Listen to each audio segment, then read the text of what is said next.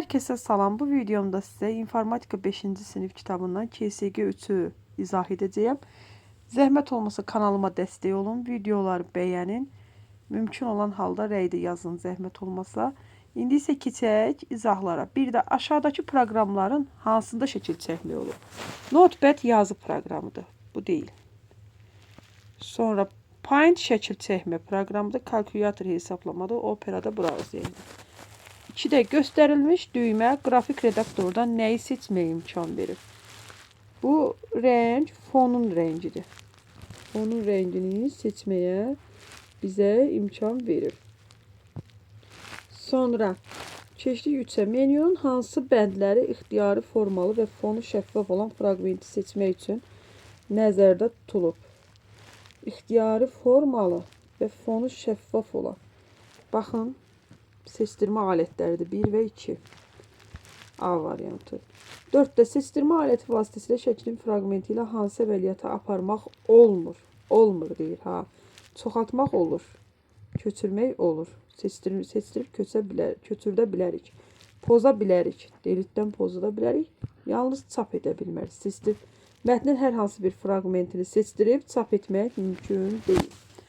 5-də şəklin fraqmentini çoxaltmaq üçün siçanın sol düyməsini sıxıb hərəkət etdirən zaman hansı klavişi basılı saxlamaq lazımdır?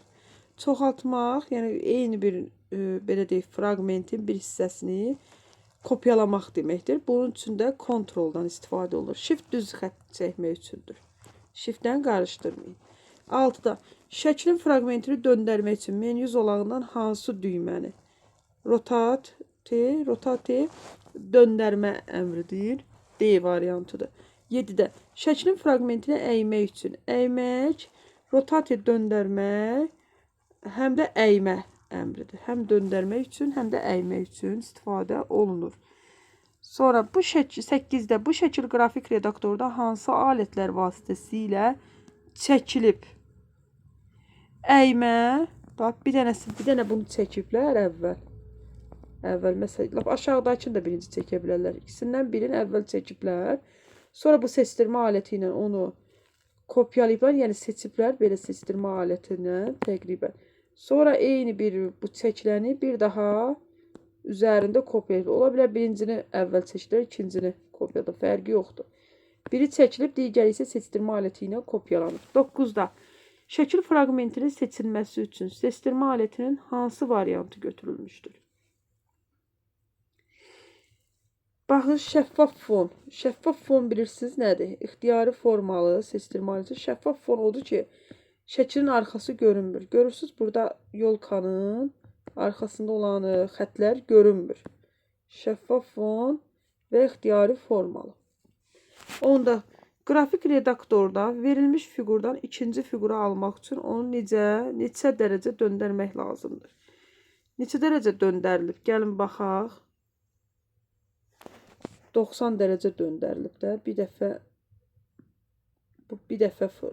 90 dərəcə dönülüb.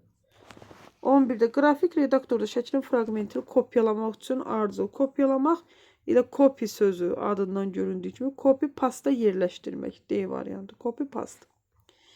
12-də şəklin fraqmentini çoxaldıb yuxarıdan aşağıya döndərməklə hansı naxış almaq olar? Çoxaldıb. Məsələn, bunu sağa doğru əyiblər. Baxın. Bunlar deyil. Yuxarıdan aşağı deyil bu. Bu isə sola bir dəfə çəkilib, sonra sola doğru çəkilib, sola doğru. Yox. Bu da deyil. Bunlar elə eyni formadır. Yox, üzr istəyirəm, bu yox. Yəni, bu elə eyni kopyalamadır. Döndərmə yoxdur burada. Döndərmə yoxdur. D-də şəkil necədir? Yuxarıdan aşağıya döndərməklə. Bu çəkilib, sonra yuxarıdan aşağı. Elə bir ki, bunun bir ucundan yapışaq.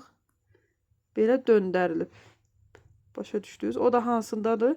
Bu şəkildə alınır. Deməli, D variantıdır.